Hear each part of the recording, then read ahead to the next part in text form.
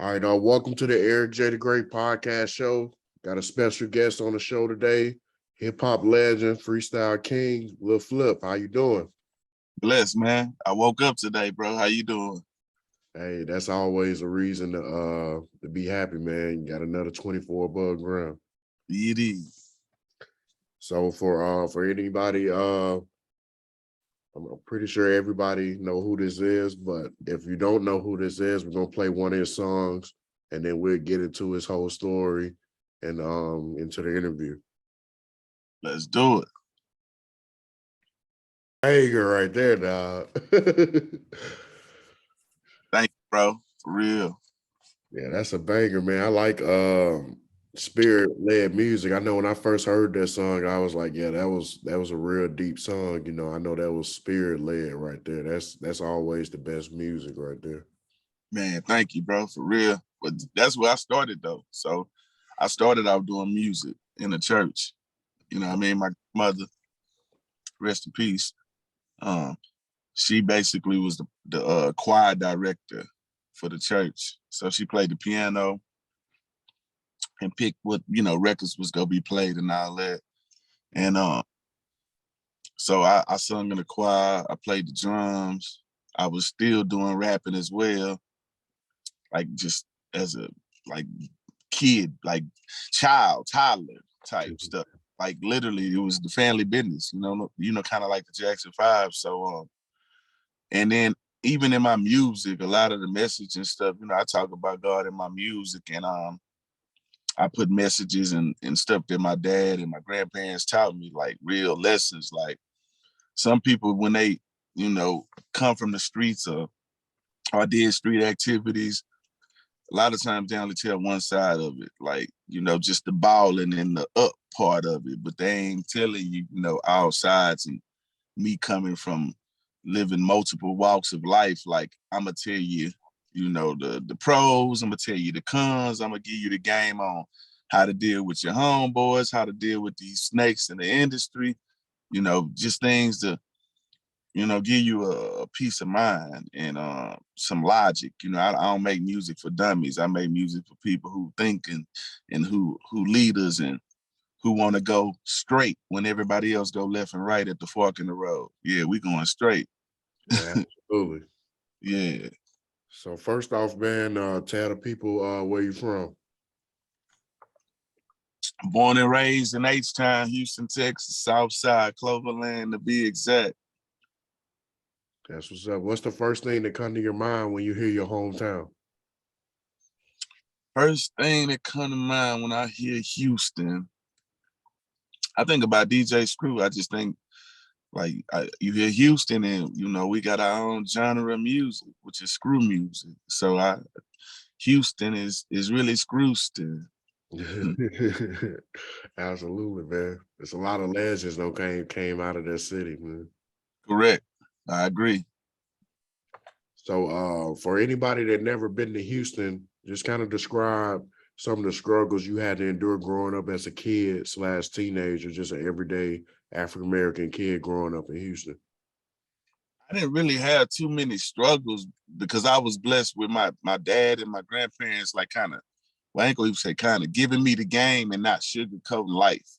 Because a lot of times, when you're a kid and you're a baby, like parents, they'll kind of sugarcoat things to you, and, make you believe in Santa Claus, and you know what I'm saying, let you celebrate Halloween when really Halloween is based on some evil stuff. You know what I'm saying? And then some will wait till you get to a certain level and age to be like, hey, okay, now we got to tell you, this is really evil. This is, you know what I mean? Ain't no sense. Yeah. So it's like I knew, like my dad, he told me from the jump, about what was what. You know what I mean?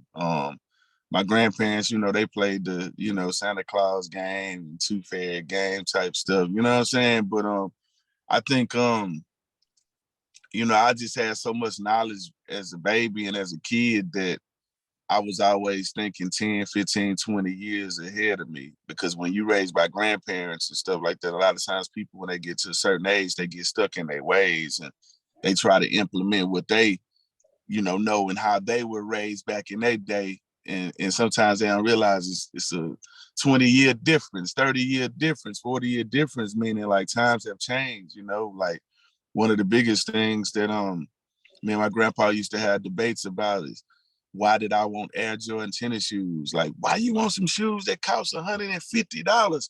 Back in my day, we used to go get the Converse, man. They was $20, $30. Man, I'm like, man, you go break your ankles trying to hoop in some.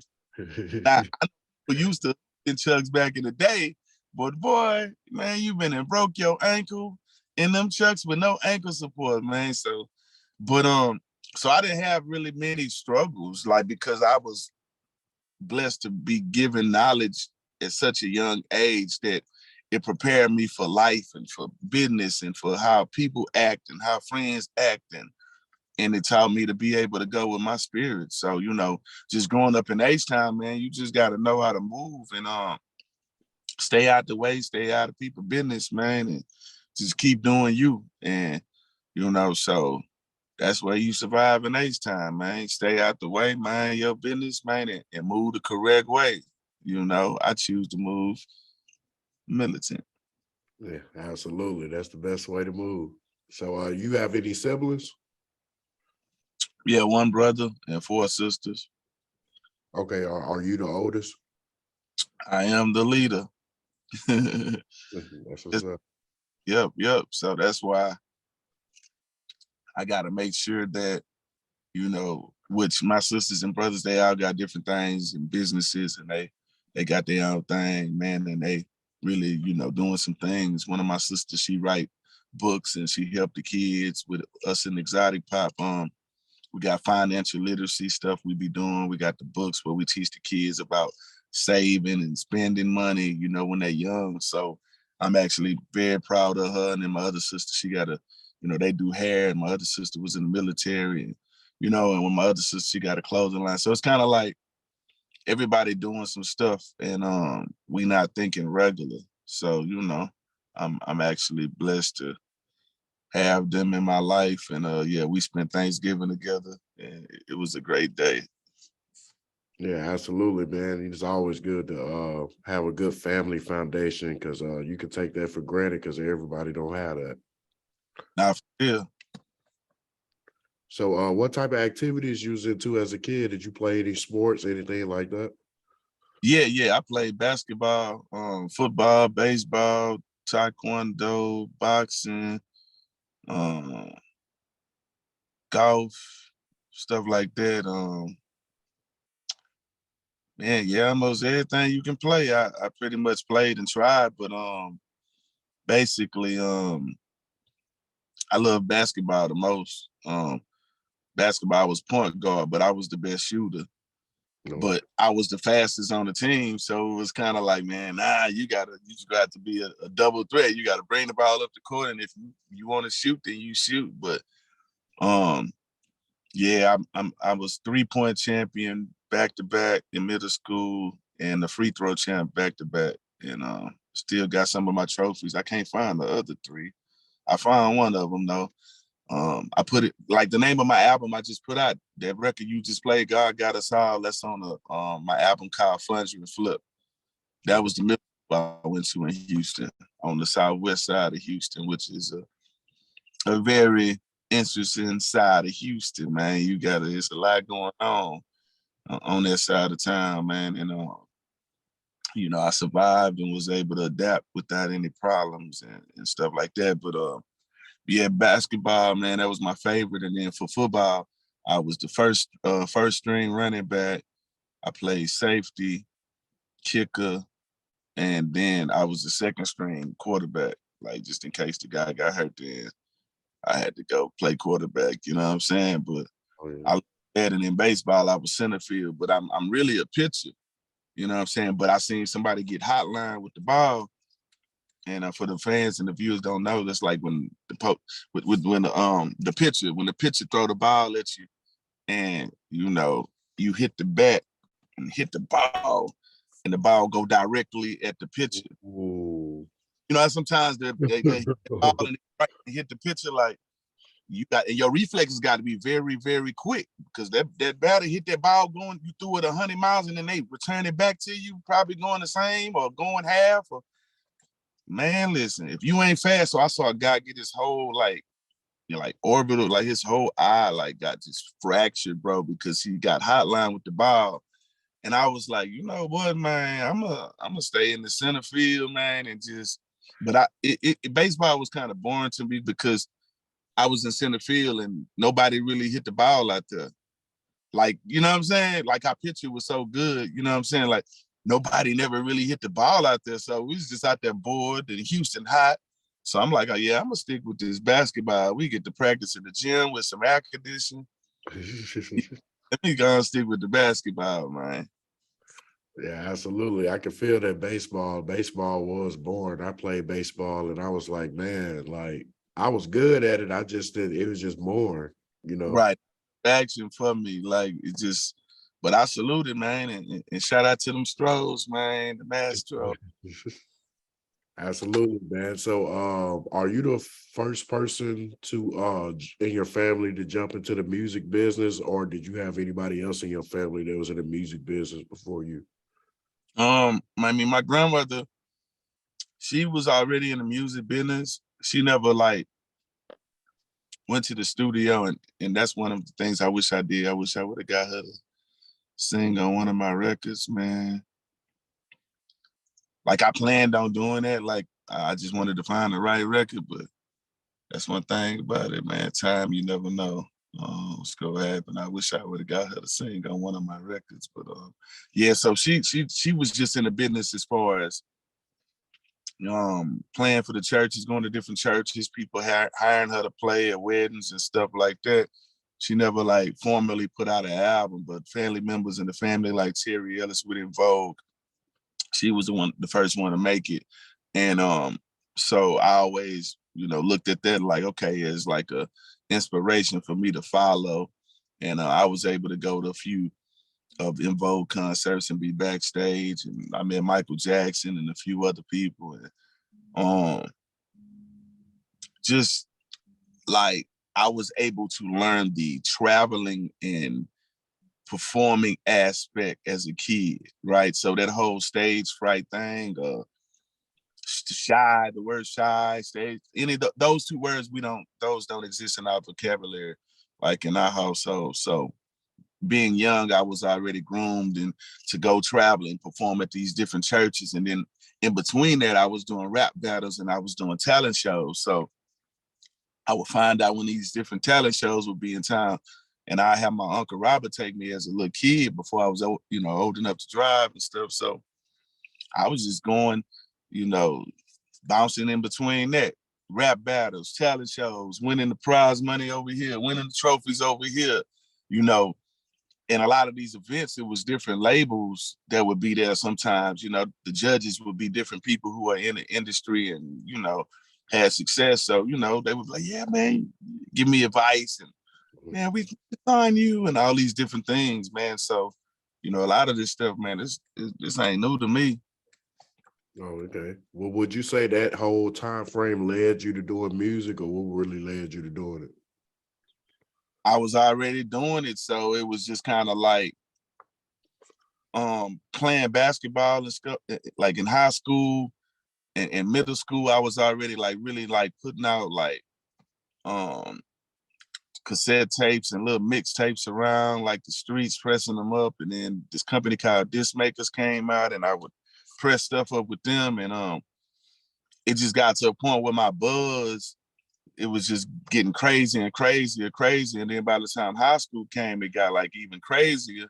And then the amount of money I started making from like doing these freestyle contests and these rap battles and people paying me to come freestyle at clubs and stuff like that, it just started buzzing to where I was getting $1,000 to $1,500, ninth grade, 10th grade, ninth and 10th grade. So I'm like, all right, they paying me $1,200, $1,500, $1,000 here.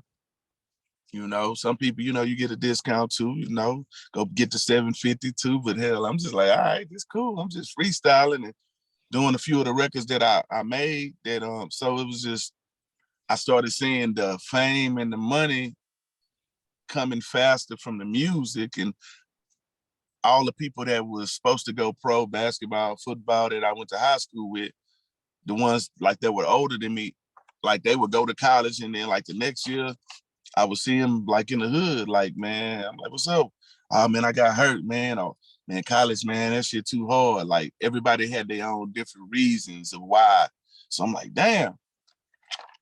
And I already know, like everybody ain't gonna make it to the NBA. Everybody ain't gonna make it to the pros, right? So we know the ratios on that. So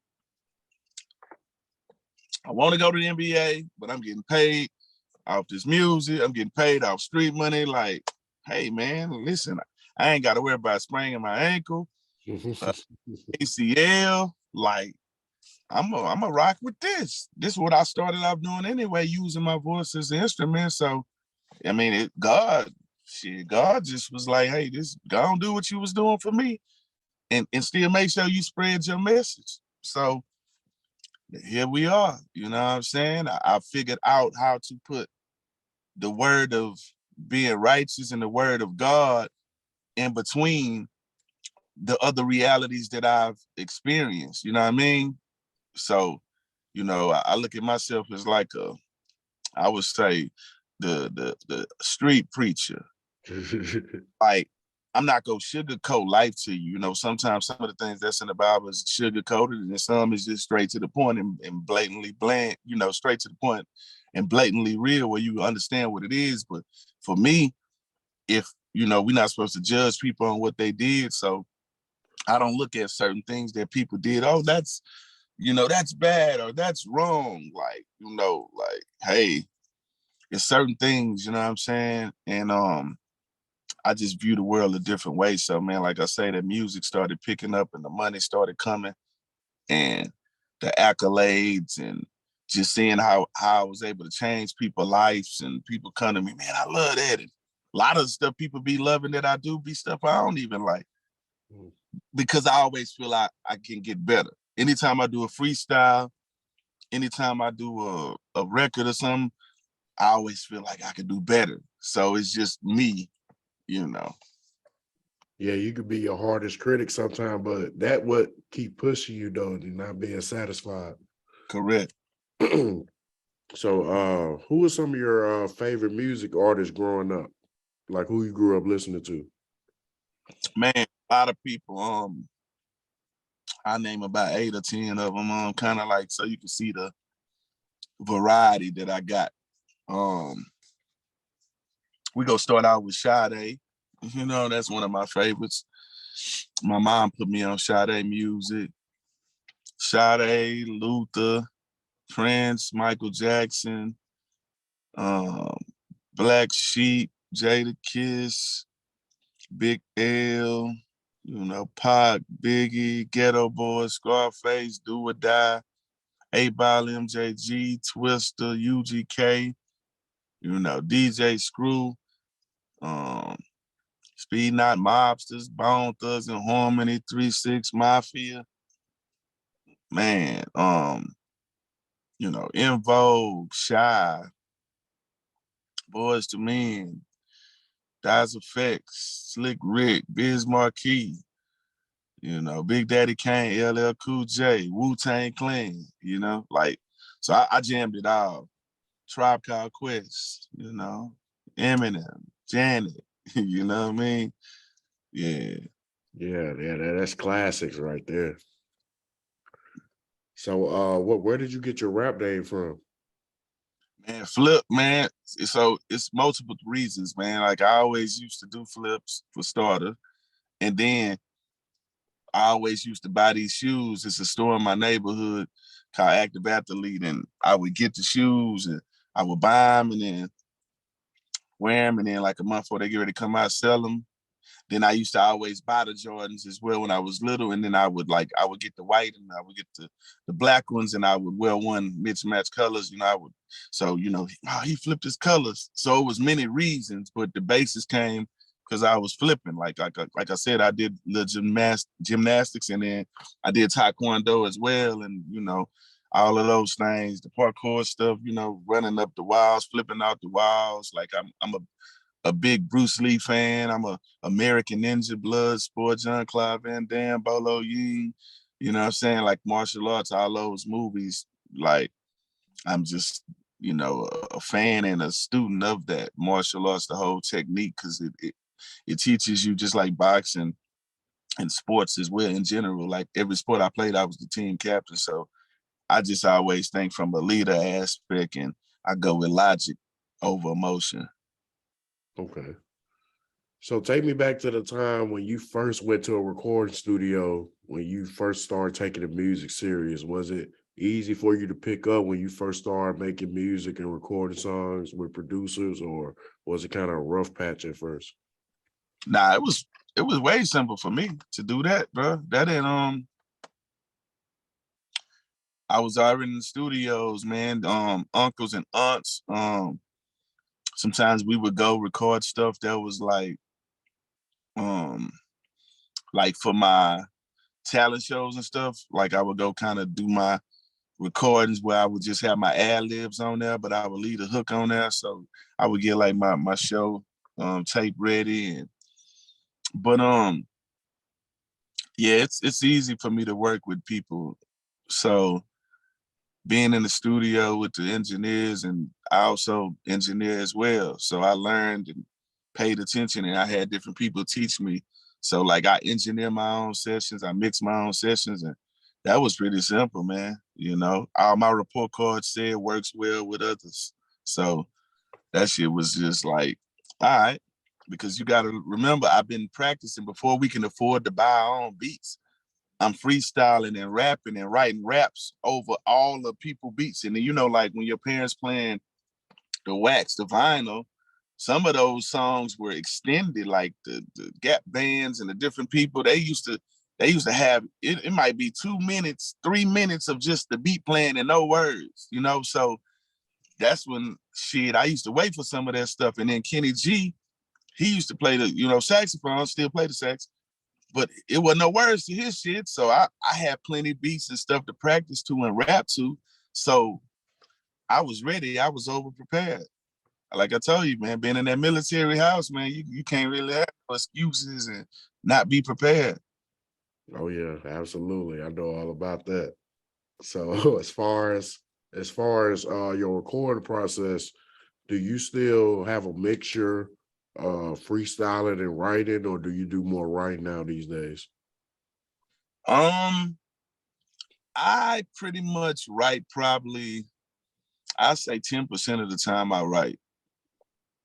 You know, I just go in there and just go off the top what come to my mind. I feel like when it's not a um canvas, or I'll say when it's not lines on the canvas, right, which is a notepad, I just feel like I'm able to not be restrained and experiment and try different rhyme patterns and cadences and stuff like that. So yeah, 90% of the time I don't write.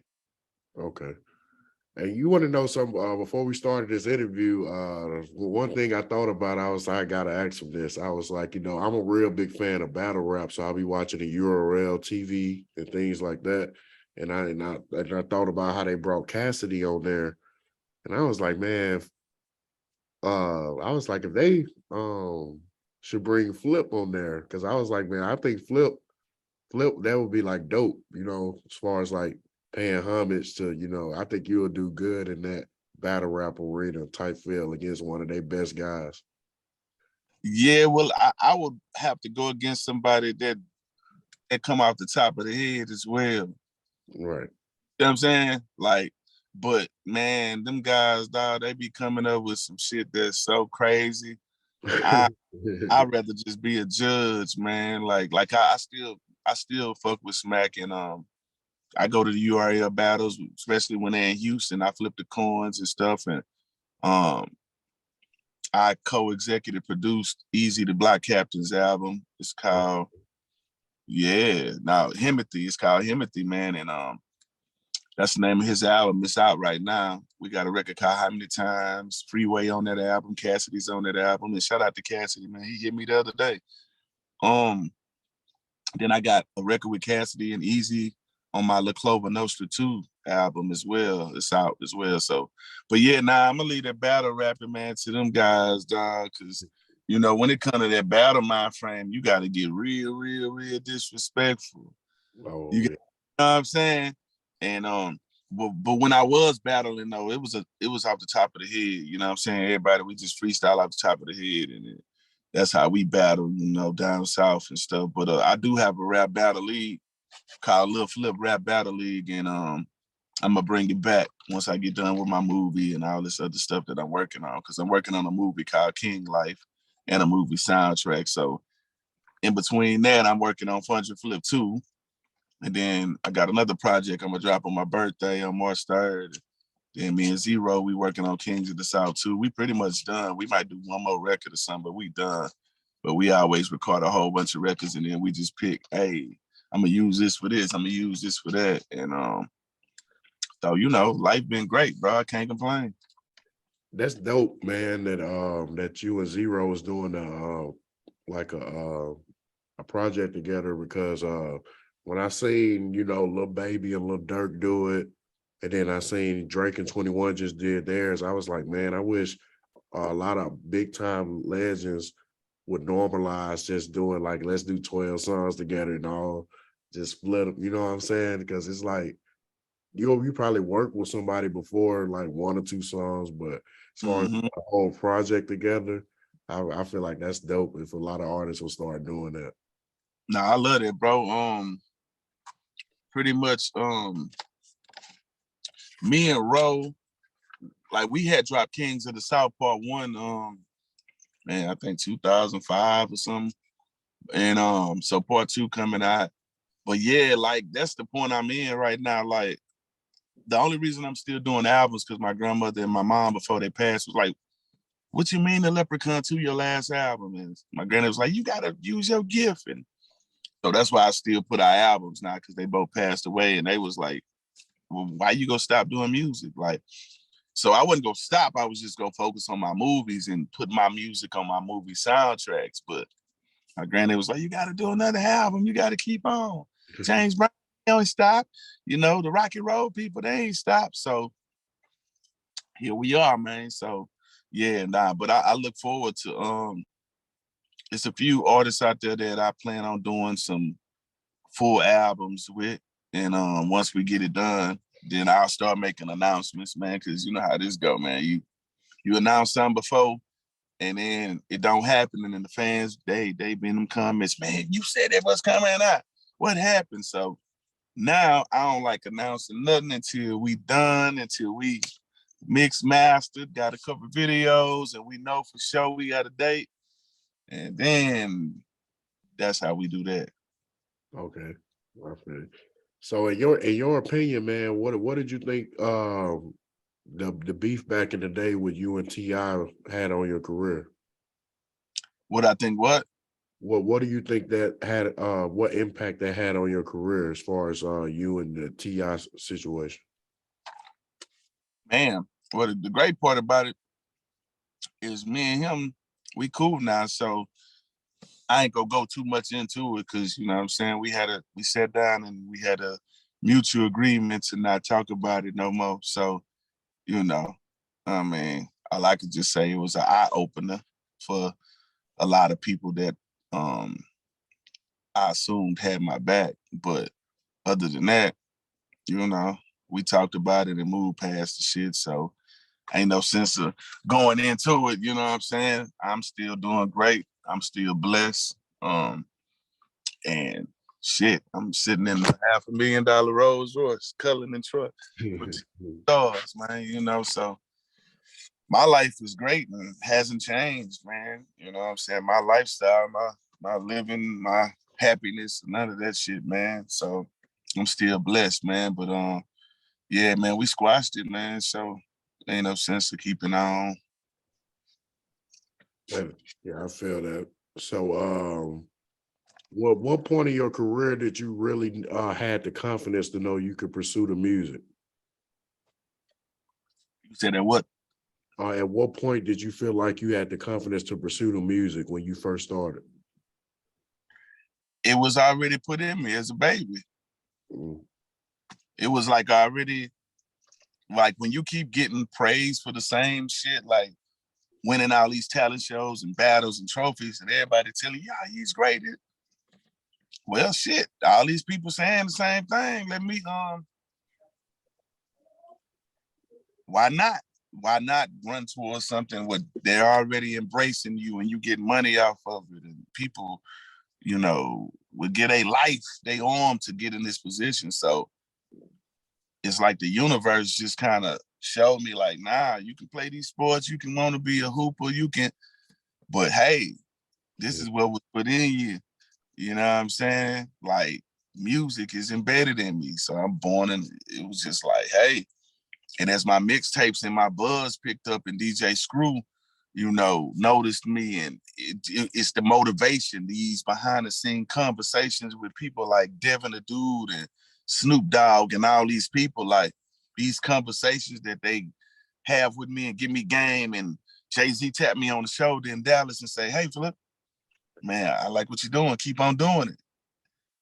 So, you know, those little things, man, you know, sometimes that can go further than a person giving you some money or rapping on your song. A little knowledge, a little advice, and so shit, you know, it was just what's the word? It was just in high demand. So everybody wanted, everybody loving it. So let me go on and while I got them hooked, let me make sure I stay booked. Absolutely. Yeah. So as you got into the music industry, you started dropping your singles and your projects and things like that. When you look back on it, what's one thing that caught you off guard about the music industry that you didn't know when you first went full-fledged into it? Nothing. My dad already prepared me for this shit. My grandpa already prepared me. My grandma, they've already prepared me for life and business, right? So my grandmother, a beautician, well, was a beautician, and she turned our garage into a beauty shop. So I could just walk in my garage, which is a beauty shop now, with, you know, everything that you need in a beauty shop. They converted it, and it's nothing but women. So I've been around like nothing but pretty women, older women my whole life, right? You know, so I watched how they operate in business, and I mean, I was already conditioned, man, for this. Okay. Yeah, that's dope. So as far as your situation, your music situation right now, are you independent right now, or do you have a distribution deal with somebody, or are you just strictly independent? I'm independent, but I play Monopoly. You know what I'm saying? I play Monopoly and Trillopoly with this shit. So I spread that shit around, you know, meaning like I got different artists that I work with, but then I got different distribution companies that I work with. And but currently, you know, I'm doing all my stuff through GT Empire, GT and Empire. So H-Town based, and actually a company that take care of the artists and don't. You ain't got to chase them for your money. You know what I mean? They ain't doing funny business. So any artist that want to do music, you want your music distributed the right way, and you want somebody that's not going, you know, play with your money or run off on you, you know what I'm saying? Act like they too busy to have a conversation with you. You know what I'm saying? Make sure you go to GT Distribution based out of Houston. Holla at Gold Toes, holla at Alex, and they gonna make sure your music is distributed the right way. You ain't gotta chase them down for your money, and they believe in God. For real. Absolutely. So do you own all your masters? Not all of them outright, because some of the projects that I put out, I had partners. Okay. So I own, you know, probably I would say like 90% of them alone. And then I own others with people, like partners. You know what I mean? So it's cool. Okay, that's what's up. So as far as when you dropped your first album, just take me back, because you know it's when you first got your name and you dropped that first album, how was Houston embracing you around that time when you dropped that first album after you had the big single? You know, how was that? How was that time? You talking about my very first album? Right, You talking about the one I did when I got the deal, the major deal? right. Which one? Oh, the Leprechaun, right? Okay. Yeah. Nah, man, they was already ready because what happened, I was in a group. Like I started a group called Hustle Stacking Ends. I started in middle school. And different members, by the time I got to high school, different members came and we worked on that album first. So I put out the Hustle Stacking Ends album first. And everybody was looking and waiting for my album. So when we first put it out, they was like, damn, where's your album? We want your album. So eventually it started selling the correct way, but they was waiting for me. So when I did finally put the Leprechaun out, they was like, it's time. You know what I mean? They was happy. It was like, it was just like crazy. And man, unlike a lot of people, man, throughout my whole career, I always had somebody under my wing helping them as I'm going up myself. And on the Leprechaun album, I got a record called Southside Still Holding, which is like the last record of one of them. It's probably like 25 people on that record. Dang. Man, listen, man.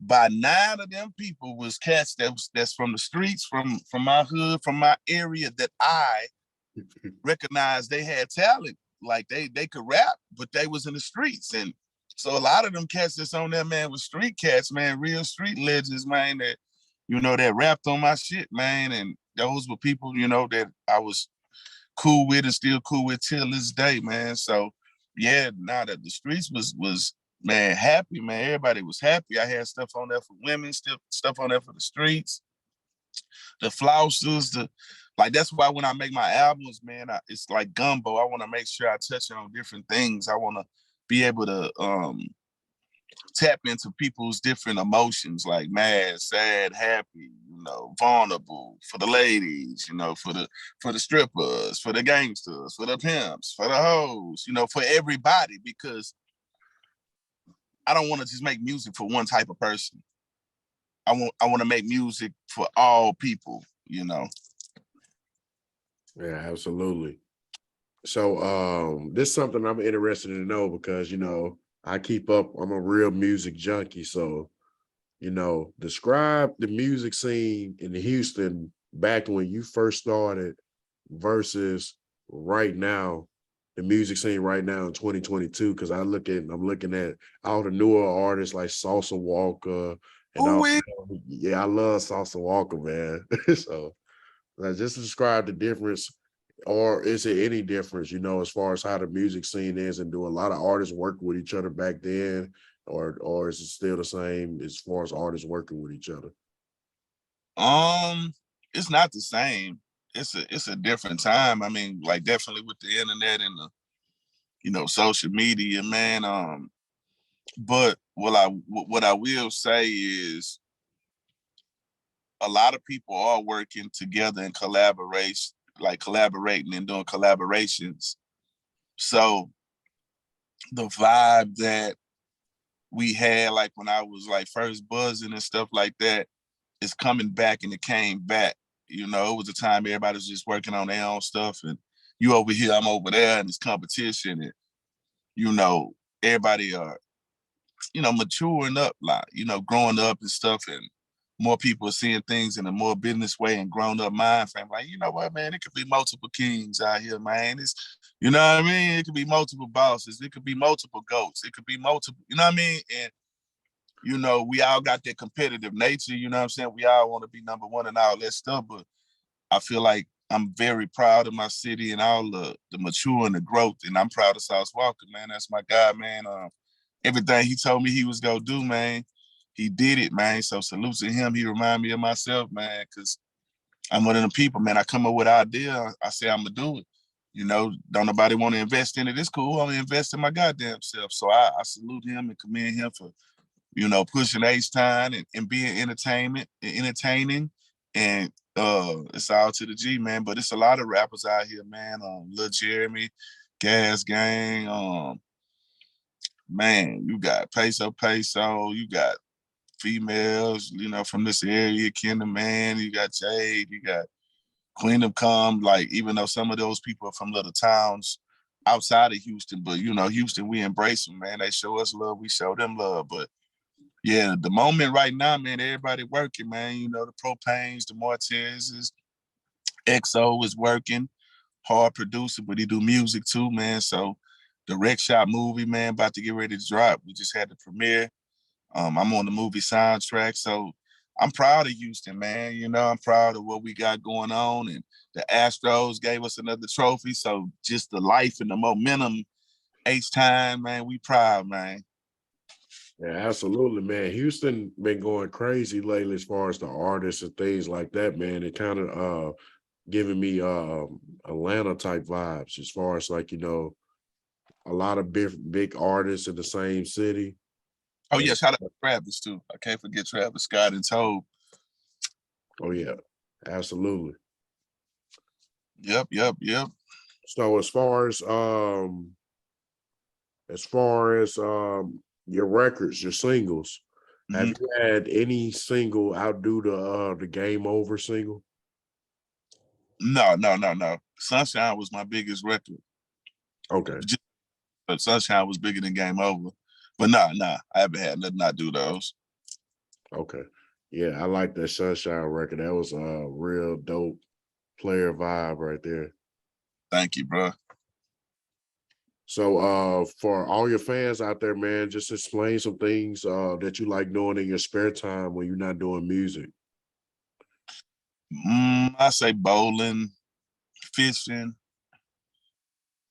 cooking, creating, painting, um, watching movies, watching rap battles, watching comedy, um, working out, staying out the way, and you know, just spending time with my fam, my dad, and just brothers and sisters, just, you know, valuing the things that a lot of people take for granted. You know what I mean? So I just be on some laid back, you know, staying out the way shit, man, in my own zone. Oh, that's what's up, man. What you be whipping up in the kitchen, man? Ah man, I love seafood, so you know, fried lobster, you know what I'm saying, fried crab legs, you know, broccoli casserole, shrimp casserole, uh, you know, we throw that pit on, you know what I'm saying? Make some hibachi, you know what I'm saying, as well. You know, we just mix it up, man. My grandpa, he was a chef, and then my dad, he a chef as well. So, you know, man, I love food, man, and I love, like, fishing is a common thing for me too, man, to be out there fishing, man. So me and my dad, we go fishing a lot. So that's the type of stuff I do, man. But shooting pool and bowling and, you know, stuff like that, watching boxing and MMA, and I just be staying out the way, man. Yeah, absolutely, man. Kind of for since you from Houston and you've been in Houston a long time, kind of explain the impact that the turkey leg hut don't have since they don't touch the city now. Oh yeah, it's been very extravagant. It's brought a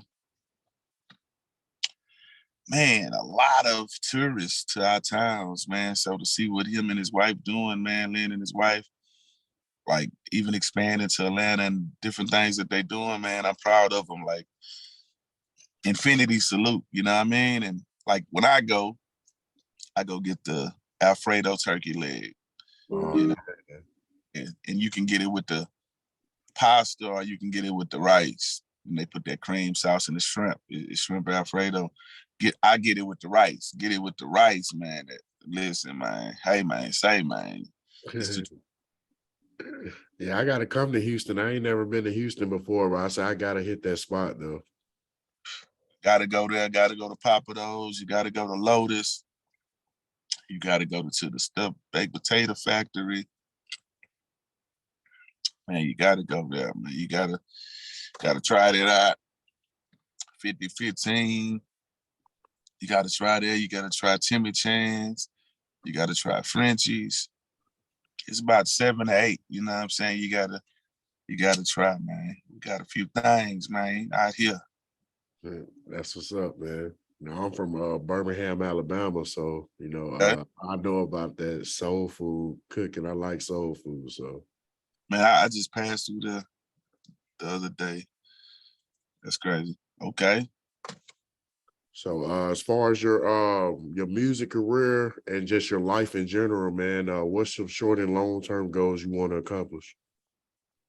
My next goal is to be a billionaire. Um, Everything I wanted to accomplish, I already did. Like you know how you play a video game and you on the bonus level, you beat the game, you're on the bonus level. That's what I'm on. Like, I just wanted the gold album. Shit, I'm at 25 million sold, like worldwide, like out of all the shit I done dropped. So, and then these streams, you know what I mean? They taking the other albums even higher, you know what I mean? So I'm just I'm just enjoying it, bro. I'm just enjoying it, man. So to all the people that's trying to get into this, man, you know, once you get what you want, man, you can raise your goals to be higher, or you can ride off into the sunset. But just be wise with your investments. And investments ain't just about money. Investments is also about time. Like, when you spend time or communicate with a person, that's still an investment. You invest in your time. So these people that you encounter in this industry, in this business, man, if you're not investing the proper time or taking the time to talk to your fans or these program directors or these DJs, and you ain't doing these drops or these interviews and different things, like they say, same people you see on your way up, you see on your way down.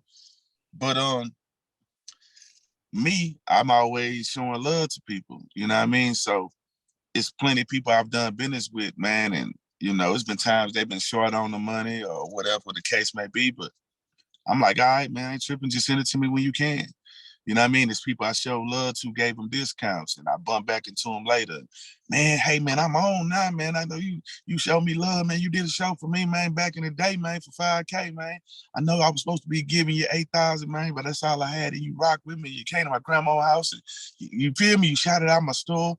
Now, look, I got 3 stores. Man, I'm finna bring you for my birthday bash. Now I want to give you 15,000. Mm. And I just want you to come there and do 3 songs, man, 3. So it be like that. That shit, it reciprocates. Like the energy, man, it come back. Like, even with people I do concerts with, they be in frats and shit like that. I do a concert with a guy and he's a frat leader, and then like 5 or 8 years later, the same frat will book me, or 2 years later, hey, my big brother, yeah, he booked you. Now I brought you back because he's the one put me on your music, man. That shit is dope, man. And so you just don't know how, like, it's crazy, man. It's just a blessing, man, to still be doing what I do, because just like my mom put me on Sade and stuff like that, music, when I was a baby and kid, that's what happens with people who support my music, and they put them on different freestyles, and it's different people that love Lil Flip for different reasons. Freestyles, whether it be the freestyles or the real music, and it's all to the G, man.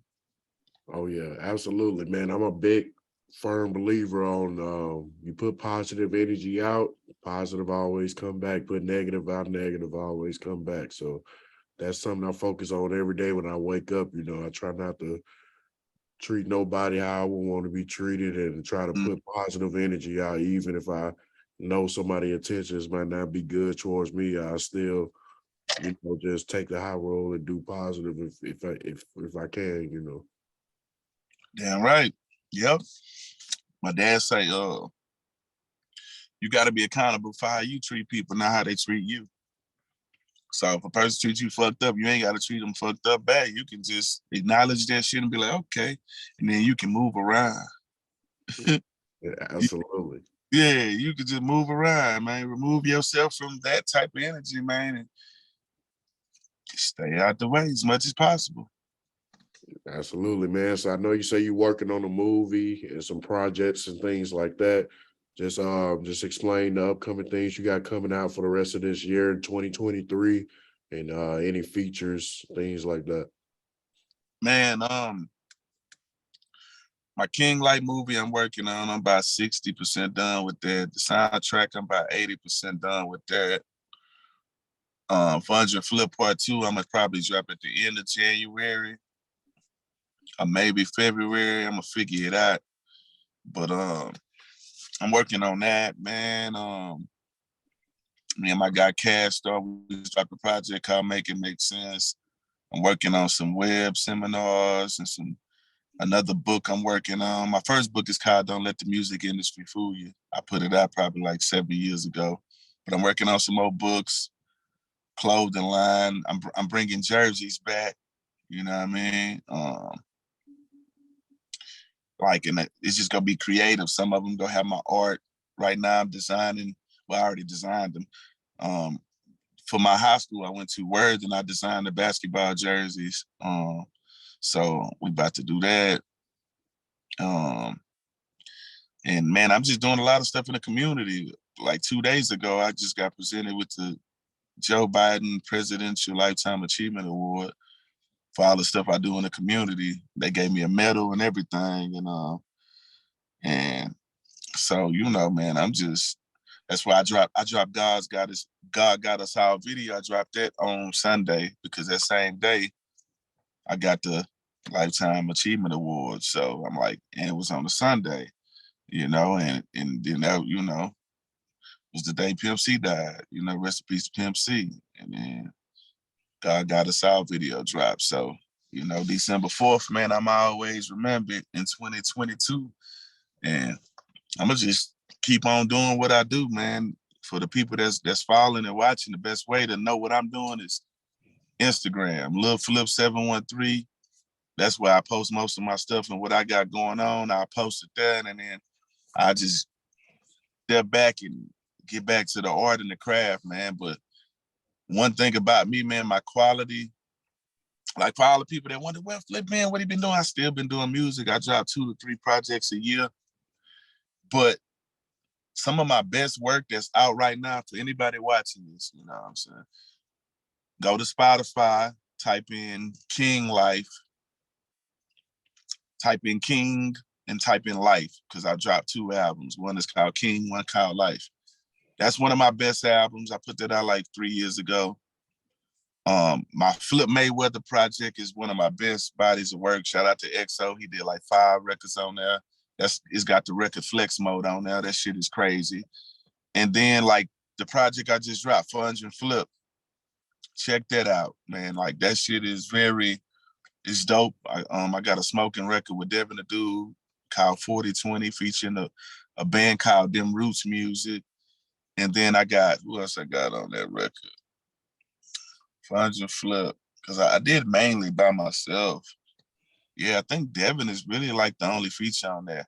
But right now on part 2, I don't want to say no names until I get their verses back, but it's gonna be a few more guests on 400 Flip too. So I'm just basically having the time of my life creating, adding more live instrumentation, like it's just crazy. Oh my God, Live Sosa. We got a record called Never Ends. He's out of Little Rock, Arkansas. Dope video guy and dope rapper, man. So other than that, man, I'm just gonna keep putting great energy out here, man, and receive my blessings, man, and enjoy being the legend that I am, man, and keep God in it, man. Yeah, absolutely, man. Tell the people where they can find your book at, and also explain your relationship you have with Pimp C. It's my book sold a lot. We had it on some of them. I forgot them sites, but I'm actually doing a new press, and we finna do a new run because I'm about to go around and do like these workshops for like musicians in different towns where they can actually get some real results behind, this stuff. You know what I mean? A lot of time people, they'll throw these different things where they're supposed to help the artist, but the artists don't see no progress. But I got a system to really help them see some progress. And so I'm just gonna be doing a lot of different things, man, to get these artists, like the real knowledge of what they need to be successful, because a lot of people rather, just spend money on image and not really care about, quality of the music. They think the Cuban chain is more important than a professional album cover. Like you can't have on the Cuban and have a nice ride and hand the program director or a DJ a CD, or you know what I mean, or something in the artwork just looks trash. And the music could be great, but based on presentation, a lot of times those that get doors slammed in your face and you're not taken serious, and you could be the dopest rapper, singer.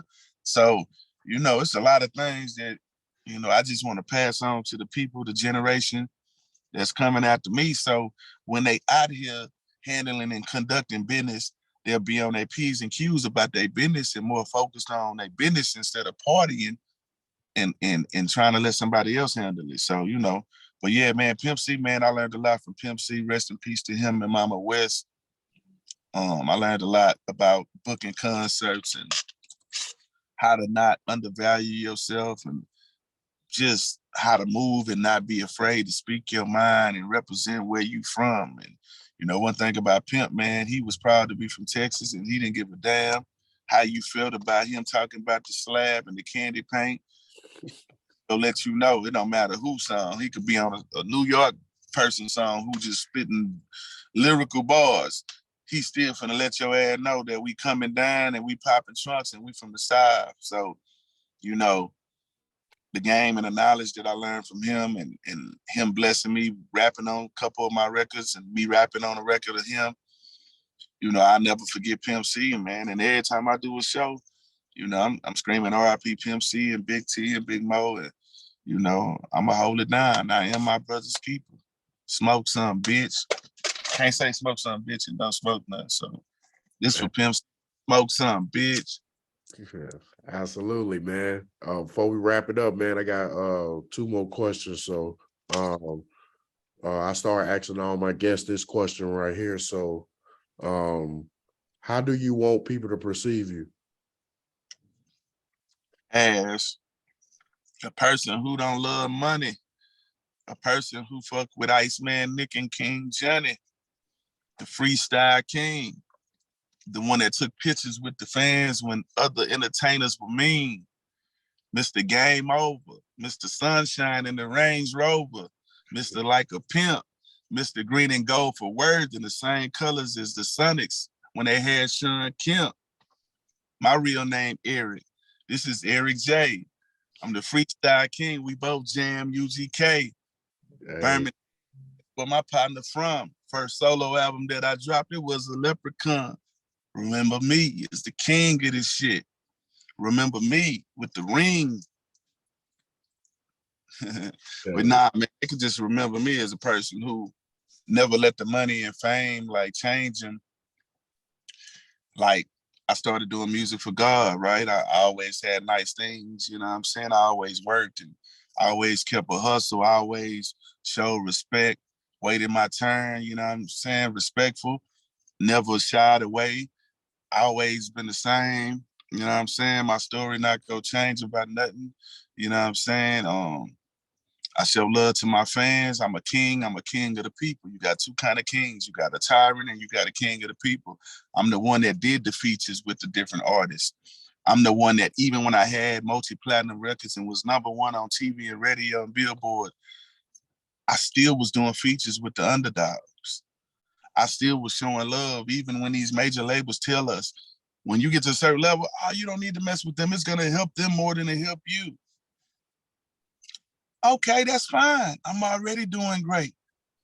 I thought this what it's about. It's about helping other people, right? So I never let the industry or the love of money dictate what I was gonna do. So what I do from the art. I do for the art. I do from the heart. You know what I'm saying? And I ain't gonna never sell my soul. You know what I'm saying? I ain't gonna never do no clown shit, no fake shit. I'm always be human. I'm always help a person. And Flip just he just like you. He just don't waste his time like most people do. We got 24 hours and one day, what you go do?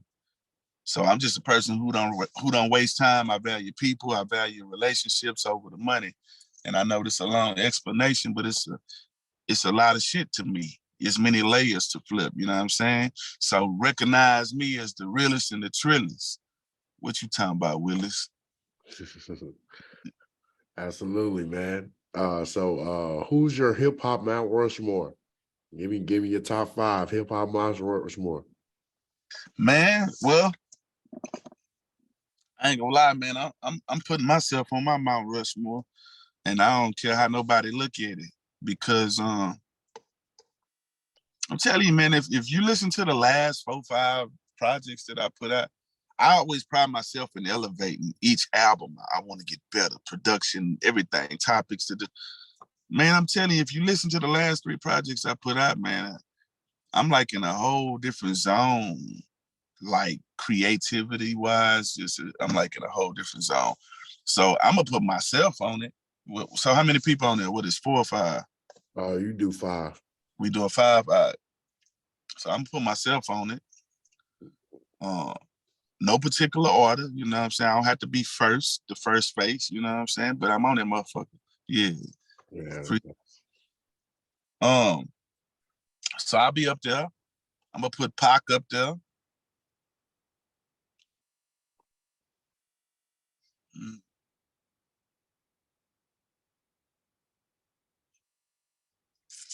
Man, this shit done got trill now. Yeah. Um, I'm gonna see if you gonna name someone that I think you was gonna say. I'm gonna put Big up there.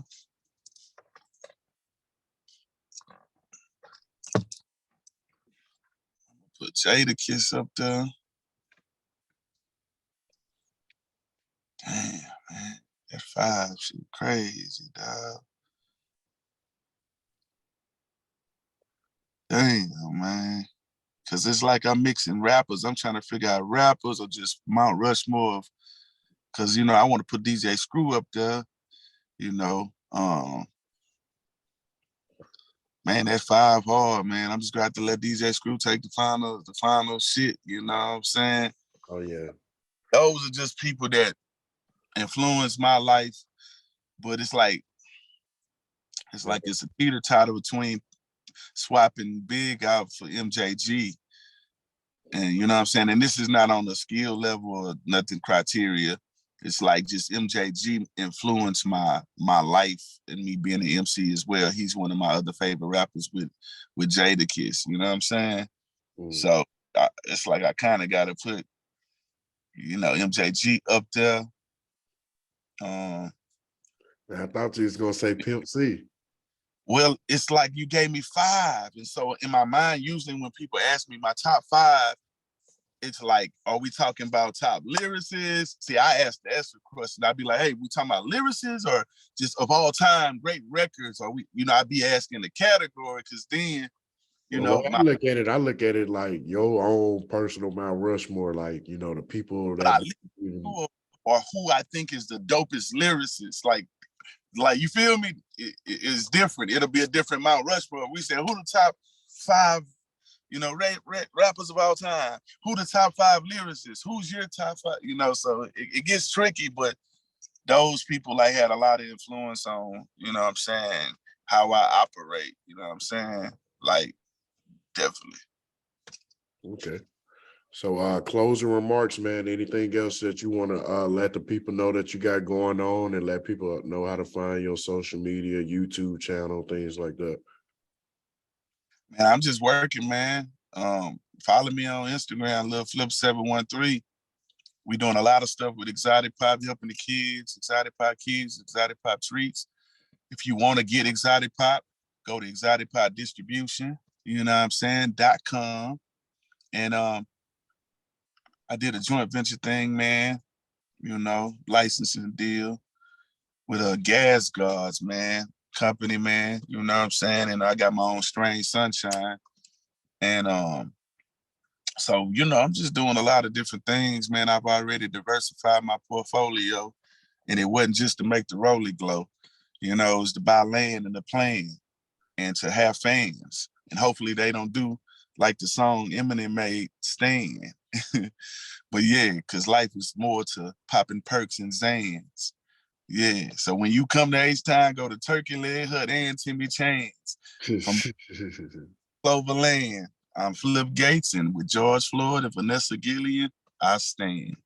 Absolutely, man. So I appreciate you coming on the podcast, man. I've been doing this for 2 years. I started this in April Okay. 2020. That was 2 months before I got out the military. I had got medically retired 2 years ago. But reason I started a podcast was because I felt, you know, or especially among minorities, that Mm. mental health aspect is absent because we're just trained to get treated bad, and we just got to keep pushing and not acknowledge what happened. So I feel like we have to normalize having conversations amongst each other, realizing that no matter what point someone is in life, whether they're a millionaire, middle class person, or whatever, that they go through similar things, and that you can get reassurance to know that, hey, just because this person's up here don't mean that he's not having the same problems that you're having, you know. Right. So that's the main reason I started a podcast, because I don't just do interviews. I talk about, stuff that I know people gonna come across in their life, like should you kick your kid out at 18 years old, Right. 50-50 in relationships, child support, police brutality, like real stuff, so. Nah, man, that's what it's about. And that's why, like I say, I feel like I'm a street preacher, man, because I talk about different things in my music, man, like real life, like on what I've been through on Underground Legend. If you're already on your feet, why don't you help somebody else? That's what I live by. So it's like on one of my records, I say, man, if you got 10,000 in your pocket, your partner next to you should at least have 500. Like I'm just always about helping team and trying to bring up the people that's around me and that's willing to listen, like, because everybody complain about them not being where they want to be, but it's an accountability thing, bro. Like, it's like, man, ain't nobody tell me this blueprint, hey man, you need to go rap with DJ Screw, you need to go freestyle. This is just what, like, my parents showed me the work. Hey, this is what we do. It was on me to realize what was going on and utilize what they taught me and make it work for my best interest. And it ended up working for my whole family best interest. So it's kind of like, man, you just gotta, we got the internet, we got all these different things, man. It's in with technology, you have no excuse to be broke in this time. You got to figure out an idea, meet somebody, and stop being on social media all day for the wrong reasons, man. So I salute you for serving, man, military. Like I say, a lot of my family members, they military, man. My grandpa was a paratrooper. I got uncles that was generals and infantry and all that, man. So with all that said, man, thank you for serving, dog. Thank you for having me on the podcast. Congrats for the 2 years, man. And to all the fans, man, go check out God Got Us All video. Check out the record. It's dope. It's featuring Lachey Love. And to all the DJs and the critics and the bloggers, they always say, hey, man, hip hop doesn't have anything positive. Well, God Got Us All by Lil Flip is a positive record. So let's see how many DJs played this. Now we're about to find out, who are the hypocrites. You see what I'm saying? Because people ask for something, and then when they get it, they don't know what to do with it. So we go see. This is the God Got Us All challenge right here, man. Yeah, let's see. All the DJs, real DJs that break records and that, what I'm saying, ain't controlled by nobody. Yeah, play God Got Us All and tag me on Instagram, and I'm going to repost it.